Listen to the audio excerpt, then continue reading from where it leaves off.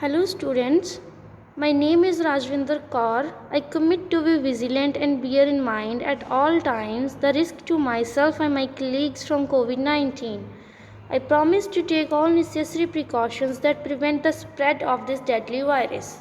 I promise to follow and encourage others to follow the key COVID appropriate behaviors, to always wear a mask, face cover, especially when in public places, to maintain a minimum distance of 6 feet from others, to wash my hands frequently and thoroughly with soap and water. Together, we will win this fight against COVID-19. So, students of class 6th, in previous AV, we read the chapter first, that is categories of computer and computer languages. In this, we read about generations of computers and types of computer.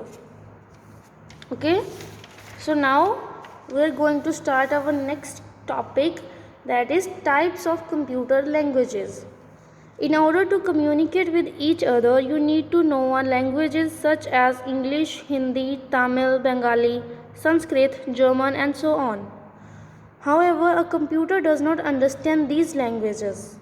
You need to communicate with the computer in a language that the computer understands. So, in this,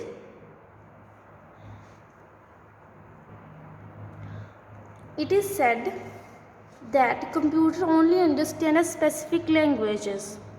It don't understand a normal day-to-day language. Like यहाँ पे example दिया है कि English, Hindi, Tamil, Bengali, Sanskrit, ये हम human beings की languages है जो हम इंटरेक्ट करने के लिए यूज़ करते हैं, लेकिन कंप्यूटर ये लैंग्वेज यूज़ नहीं करता.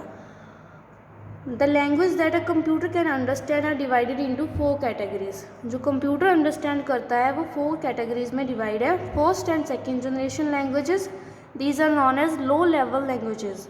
Then third generation language known as high level language, fourth generation language and fifth generation language. So these are artificial intelligence based languages. So first we will read about low level languages. In low level languages, that is triple L, use either binary form, that means zeros and ones, or a form very similar to 8. जो previous जब firstly computer develop हुए थे till now, आज भी computer में 0 और 1 की form में डेटा है वो रीड किया जाता है. कंप्यूटर सिर्फ 0 और 1 को समझता है, उसे और कोई लैंग्वेज समझ में नहीं आती है. There are 2 types of low level language. First is machine and second is assembly. Machine language और first generation language. A machine language is the most basic computer language. जो सबसे पहले जो डेवलप हुई लैंग्वेज थी वो है. It is also the first programming language developed for computers. ये फर्स्ट प्रोग्रामिंग लैंग्वेज थी जो कंप्यूटर के लिए डेवलप की गई थी. Each instruction is written in the form of zeros and ones. सब कुछ इसमें ज़ीरोज़ और 1 की फॉर्म में लिखना पड़ता था. अगर हमने कुछ भी लिखना है तो उसको पहले डिकोड करके 0 और 1 की फॉर्म में डाला जाता था. ठीक है, अगर हमने 0 और 1 की फॉर्म से नॉर्मल लैंग्वेज में भी आना है तो हमें डिकोड करना पड़ता था उसको. Instructions given in any other language are first converted into machine so that the computer can understand it. So कोई भी इंस्ट्रक्शन जो हम कंप्यूटर को देते हैं, मशीन सबसे पहले वो मशीन लेवल लैंग्वेज में कन्वर्ट की जाती है so that computer can understand it. Okay, अगर कंप्यूटर ने हमको रिजल्ट वापस भेजना है तो वो मशीन से हमारी नॉर्मल लैंग्वेज में कन्वर्ट करता है.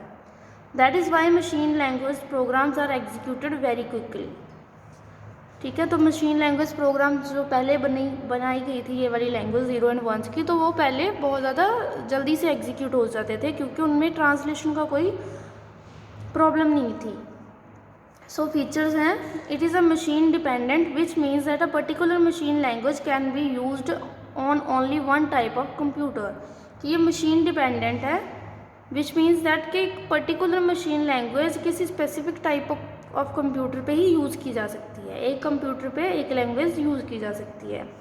मशीन डिपेंडेंट है कि हम एक कंप्यूटर पे 0 और 1 की फॉर्म में डेटा लिख सकते हैं. It is the only language that is directly understood via computer. ये कंप्यूटर इस लैंग्वेज को डायरेक्टली अंडरस्टूड करता है. अगर हम किसी को हमने कंप्यूटर को लैंग्वेज लिखना है, अगर हम ये वाली नॉर्मल हमारी लैंग्वेज ना लिख के अगर हम 0 और 1 की फॉर्म में इसको डिकोड करके लिखेंगे तो कंप्यूटर उसको जल्दी अंडरस्टैंड करेगा क्योंकि उसमें ट्रांसलेशन के लिए फिर वो टाइम नहीं लगाएगा। It is difficult to use as a programmer has to remember machine code. ये डिफ़िकल्ट है क्योंकि मशीन कोड को रिमेंबर करना पड़ता है प्रोग्रामर को कि ओपन के लिए, कट के लिए, कौन से स्पेसिफिक इंस्ट्रक्शन के लिए स्पेसिफिक कोड होता है। Okay, then second is assembly language और second generation language. An assembly language has the same structure and set of command as that of machine language. ठीक है, ये मशीन लैंग्वेज की तरह ही होती है, इसकी स्ट्रक्चर और इसकी सेट ऑफ कमांड सेम है। However it uses word based on English alphabet in place of zeros and ones. So only difference वो क्या है कि ये जीरोज़ और वंस की जगह कुछ ऐसे वर्ड यूज़ करते हैं जो इंग्लिश के हैं। Each computer has its own assembly language depending on its hardware. हर एक कंप्यूटर की अपनी असेंबली लैंग्वेज होती है, वो किस पे डिपेंड करती है, उसके हार्डवेयर पे, कि उसका हार्डवेयर कैसा है। That is why a programmer written in assembly language for one type of computer will not run on another type of computer. So एक कंप्यूटर के लिए जो प्रोग्राम स्पेसिफिकली बनाया जाता है वो दूसरे कंप्यूटर पे अगर हम डाल के रन करें तो नहीं होता है। So the features of an assembly language are as follow. It is also machine dependent, ये भी machine dependent language है। It is easier to understand as compare to machine language. क्यों? क्योंकि उसमें ज़ीरो एंड वन यूज़ होता था machine language में, लेकिन असेंबली में इंग्लिश अल्फ़ाबेट्स के कुछ वर्ड्स यूज़ होते हैं। It is easy to locate and correct error. So English के अल्फ़ाबेट्स में अगर कोई एरर आ जाए तो हमारे लिए ये ईजी रहता है कि हम उसको ढूंढ के सही कर सकें। देन हाई लेवल लैंग्वेजेस और third generation languages. The low level languages were computer dependent. वो कंप्यूटर डिपेंडेंट थी, लाइक अगर एक कंप्यूटर के लिए कोई प्रोग्राम बनाया गया था वो सिर्फ उसी पे रन होगा, किसी दूसरी मशीन पे वो रन नहीं होगा। This led to the development of another set of computer language that could run on any type of computer. तो इसके बाद एक डेवलपमेंट हुई जिसमें अनदर सेट ऑफ लैंग्वेज को डेवलप किया गया जो किसी भी कंप्यूटर पे रन हो सकते थे, कि सिर्फ एक नहीं, अगर आप उस प्रोग्राम को किसी और कंप्यूटर में डाल के चलाएंगे तो वो चल जाएगा। These computer languages are called high level languages, that is HLL। तो इनको high level language भी बोला जाता है। High level languages are similar to human language। Way human language के बराबर की होती हैं, कि जैसे हम नॉर्मल बात करते हैं, इंग्लिश में बात करते हैं, तो वैसे ही वो कमांड्स देती हैं। They are easier to read and write. उनको पढ़ना और लिखना आसान होता है क्योंकि वो हमारी नॉर्मल लैंग्वेज की तरह ही होती हैं, उसमें कोई कोड नहीं होता है। The first high-level languages were designed in 1950s. Some popular high-level languages are C, C++, C Sharp, इसको हैश नहीं हम शार्प बोलेंगे। Formula Translation, that means Fortran। Fortran की फुल फॉर्म है Formula Translation।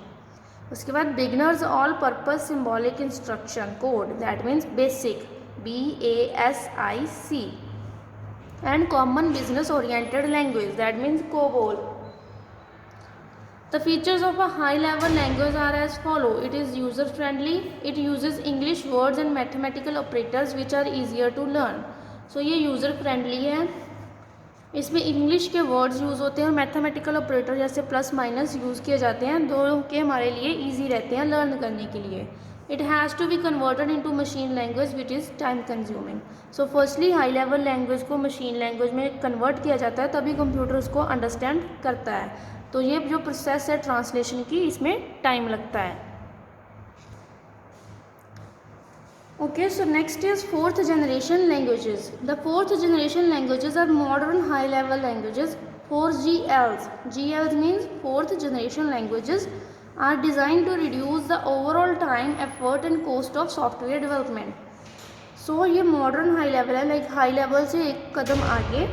4GL किसके लिए बनाई गई थी? कि जो टाइम कंज्यूम होता है उसको कम करने के लिए, एफर्ट्स को कम करने के लिए और कॉस्ट को, दैट मीन्स प्राइस को कम करने के लिए, किसकी? सॉफ्टवेयर डेवलपमेंट की। Some popular fourth generation languages are PL, SQL, इसको आप SQL भी बोल सकते हो, FoxPro, Stata, Oracle and visual basic. ये जो लैंग्वेजेस हैं फोर्थ जनरेशन की हैं, इनके फीचर्स क्या हैं? दीज आर मशीन इंडिपेंडेंट, कि एक मशीन पे नहीं, ये किसी भी मशीन पे चल सकती हैं अगर आपने कोड बनाया है इसका। It is more user friendly as compare to a third generation language. ये यूज़र फ्रेंडली है थर्ड जनरेशन लैंग्वेज से क्योंकि यूज़र को समझना इसको आसान होता है। It has a very high speed of execution, ये जो प्रोसेसिंग स्पीड है इसकी ज़्यादा है। It makes programming easier, programming को ये ईजियर बनाती है। अगर यूज़र को easy program that means normal language समझ आएगी, वो नॉर्मल लैंग्वेज में कोडिंग करेगा, तो ये प्रोग्रामिंग लैंग्वेज उसके लिए ईजी हो जाएगी लर्न करने के लिए। Then your artificial intelligence languages और 5th generation language. Artificial intelligence is a technique with which a machine is made to think and take decision like human beings। Artificial intelligence पे आपको question भी था, उसमें बताया गया था कि आर्टिफिशियल इंटेलिजेंस क्या होती है। सो आर्टिफिशियल इंटेलिजेंस एक ऐसी टेक्निक है जिसमें मशीन्स को ऐसा बनाया जाता है कि वे ह्यूमन की तरह रीजनिंग कर सकें, वो चीज़ों को समझ सके, उनके बारे में सोच सकें कि अगर वेदर ऐसा है तो ये काम नहीं होना चाहिए। ये ह्यूमन सोचते हैं ना, तो लेकिन उन्होंने ऐसे कुछ सॉफ्टवेयर बना के मशीन्स में भी डाले हैं। रोबोट्स एग्जांपल है आर्टिफिशियल इंटेलिजेंस की, कि वेदर को देख के वो डिसीजन ले सकते हैं कि हमें बाहर जाना चाहिए या नहीं जाना चाहिए। Okay, so 5th generation languages are still at experimental stage and are being developed for the future। वो एक्सपेरिमेंटल स्टेज पे है, मतलब वो डेवलप हो रही हैं, अभी बन रही हैं for the future. Once developed these language will make the computer solve a given problem without a programmer. अब जब ये डेवलप हो जाएंगी 5th जनरेशन लैंग्वेजेस, तो वो क्या करेंगे, कंप्यूटर को ऐसा बना देंगे कि वो गिवन प्रॉब्लम को बहुत आसानी से सॉल्व कर देगा without the help of a programmer. Robots are an example of systems working with artificial intelligence. Robots जैसे मैंने पहले बताया एग्जाम्पल्स हैं इसकी। Some 5th generation languages are Mercury, OPS 5 और प्रोलोग, ये 5th जनरेशन की लैंग्वेजेस हैं। Then working of a translator, इसके बारे में मैं आपको बता दूं कि जैसे हमने मशीन लैंग्वेज, असेंबली लैंग्वेज के बारे में पढ़ा था, तो वो क्या होती है कि कंप्यूटर सिर्फ machine language that is your binary language 0 और 1 उसको ही समझ सकता है। तो कोई भी लैंग्वेज अगर हम यूज़ करेंगे 4th, 5th, 3rd जनरेशन की, तो सबसे पहले उसको ट्रांसलेट किया जाएगा मशीन लैंग्वेज में, ठीक है। तो उसके बाद उसके ऊपर काम परफॉर्म होगा और फिर जो आउटपुट आएगी उसको हमारी नॉर्मल जो भी लैंग्वेज है उसमें कन्वर्ट किया जाएगा, फिर वो हमारे तक आउटपुट लेके आएगा। तो ये काम कौन करता है, translator. So working of a translator, a machine is only language that is easily understood by a computers. Machine language एक ऐसी लैंग्वेज है जो कंप्यूटर डायरेक्टली अंडरस्टूड करता है। A program written in high level language और assembly language can not be run directly on a computer. ये सीधे ही हम इसको एग्जीक्यूट ही कर सकते हैं हाई लेवल और असेंबली के प्रोग्राम्स को। It needs to be converted into understandable language, इनको कन्वर्ट करना पड़ता है किसी ऐसी लैंग्वेज में जो कंप्यूटर अंडरस्टैंड करे। For this the computer needs a translator, इसके लिए कंप्यूटर को ट्रांसलेटर चाहिए। पेज नंबर 17 के टॉप पे, a translator is use to convert one form of language to another so that a computer understand the instructions it receives. Translator one language से another language में translate करता है किसी instructions को, ताकि computer उसको अंडरस्टैंड कर सके। A program written in a high level language is called source code. जो प्रोग्राम हम लिखते हैं ओरिजिनली उसको सोर्स कोड बोला जाता है। Source code is send to translator that convert it into machine code. Source code जो हमने हाई लेवल लैंग्वेज में सपोज लिखा है, तो जब उसको कन्वर्ट किया जाता है तो वो किस में चेंज होता है, मशीन कोड में। तो मशीन कोड क्या होता है, machine code is converted code that the computer can easily understand. ये वो कोड है जिसको कंप्यूटर बहुत आसानी से समझ सकता है। Before the code is ready for execution there is a process of checking for errors. जब कोड रेडी होता है एग्जीक्यूशन के लिए तब एक प्रोसेस आती है जिसमें एरर्स को चेक किया जाता है। The program can remove any errors that are detected in the source code. इन कोड को लिखने की एक तरीका होता है, एक वे होता है। अगर हम उसको वैसा नहीं लिखेंगे तो वो हमें एरर देता है कि ये चीज़ ऐसी नहीं ऐसी आनी चाहिए थी, ठीक है। तो वो जब उनको रन करता है, जब वो चेंज करता है, जब हमने प्रोग्राम को एग्जीक्यूट करना है तब वो हमें एरर्स देता है। अगर इफ़ देयर इज़ एनी तो हमें उसको चेक करके एरर्स को रिमूव करना पड़ता है फ्रॉम द सोर्स कोड, ठीक है। तो ये फिगर है आपकी 1.21, ये वर्किंग समझा रही है एक ट्रांसलेटर की। सोर्स कोड जो हमने लिखा है, ट्रांसलेटर उसको मशीन कोड जो कंप्यूटर अंडरस्टैंड करता है उसमें चेंज कर देता है। ये सपोज आपका कंप्यूटर है तो ये मशीन कोड अंडरस्टैंड करता है, ये कोड हमने लिखा है, दैट मीन्स यूज़र ने, ठीक है। तो इसके बाद भी कंप्यूटर ने मशीन कोड में आउटपुट देनी है। सबसे पहले सोर्स कोड ट्रांसलेटर के पास जाएगा, वो मशीन कोड में कन्वर्ट कर देगा, ये होगी आपकी इनपुट। तो कंप्यूटर उस पर प्रोसेसिंग करके हमें क्या देगा, आउटपुट। आउटपुट क्या करेगी, पहले ट्रांसलेटर के पास जाएगी और फिर सोर्स कोड यानी कि नॉर्मल लैंग्वेज में, जो हमारी लैंग्वेज है उसमें चेंज हो के आ जाएगी हमारे पास, ठीक है, यानी कि यूज़र के पास। So then types of translator. अब ये ट्रांसलेटर कितनी प्रकार के होते हैं। First one is assembler. Assembler assembly language को मशीन लैंग्वेज में चेंज करने के लिए यूज़ होता है।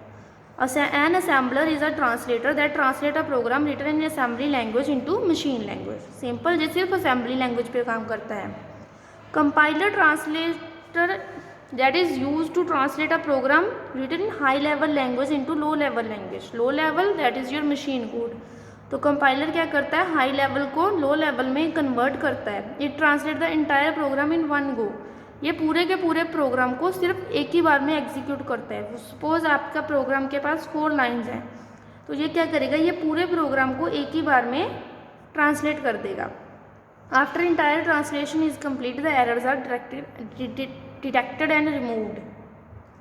सो जब ये सारे काम हो जाता है, आपकी ट्रांसलेशन डन हो जाती है, तब जो एरर्स आते हैं वो हमें एरर शो करता है और हमारा काम क्या होता है, हमने उससे रिमूव करके दोबारा ट्रांसलेट करना है। सो इंटरप्रेटर का काम क्या है। Third translator is interpreter. An interpreter is a translator that translate a program written in a high level language into a machine language. Interpreter भी एक हाई लेवल लैंग्वेज को मशीन में चेंज करता है, same as compiler, but the difference is it translate 1 line of a program at a time. Suppose इसमें 4 lines हैं, तो ये क्या करेगा, ये लाइन्स को 1 बाय 1 ट्रांसलेट करेगा, और ये एक लाइन को जब ट्रांसलेट करेगा तब हमें एरर देगा अगर उसमें कोई है, अदरवाइज़ नहीं देगा, तो अदरवाइज़ वो नेक्स्ट पे चला जाएगा। ओके, तो नेक्स्ट लाइन में अगर एरर नहीं है तो फिर नेक्स्ट में और फिर नेक्स्ट में, तो ऐसे ही प्रोग्राम हमारा एग्जीक्यूट हो जाएगा। अगर कोई एरर है तो हमें शो करेगा, हम उस लाइन में एरर निकालेंगे, फिर वो अगली लाइन ट्रांसलेट करेगा।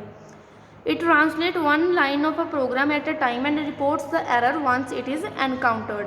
ठीक है, कोई एरर आएगा तो वो लाइन वाइज हमें बताता जाएगा। So an interpreter is considered better than a compiler because the errors are reported and removed line by line. So interpreter को बेटर माना जाता है क्योंकि इसमें एरर्स जो हैं वो लाइन बाय लाइन हमें पता चलते जाते हैं और हमें ये भी पता होता है कि कौन सी लाइन में एरर है। ठीक है, so this is a table that shows the difference between a compiler and an interpreter. So compiler जैसे मैंने पहले बताया था क्या करता है, it performs the translation of a program as a whole, कि पूरे प्रोग्राम को ये एक ही बार में ट्रांसलेट कर देता है। सो इट इज़ क्विकर, क्योंकि एक ही टाइम पे सारा काम हो जाएगा तो ये क्विकर है, क्योंकि फिर एंड में ये एरर हमें शो करेगा। बट इंटरप्रेटर में क्या होता है, it performs line by line translation, so it is slower. ये लाइन बाय लाइन करता है तो ये प्रोसेसिंग स्लो है इसकी। Errors are reported after the entire program is translated, so the process of removing error becomes difficult. ये सारे programme के बाद एरर देता है तो हमें ये पता करना पड़ता है कि कौन सी लाइन में एरर है, कैसा एरर है। सो ये टाइम कंज्यूमिंग प्रोसेस है। इंटरप्रेटर में क्या होता है, it stops translation when the first error is met, so the process of removing errors become easy and quick. तो जैसे इसने पहली लाइन ट्रांसलेट की, सपोज इसमें एरर आ गया तो ये वही ट्रांसलेशन को रोक देगा और हमें एरर बताएगा, हम उसमें एरर निकालेंगे तो ये नेक्स्ट लाइन पे जाएगा। So it is easy and quick. इनमें जो एग्जांपल्स हैं, C एंड C++ में कंपाइलर यूज़ होता है, पाइथन और बेसिक और रूबी में इंटरप्रेटर यूज़ होता है।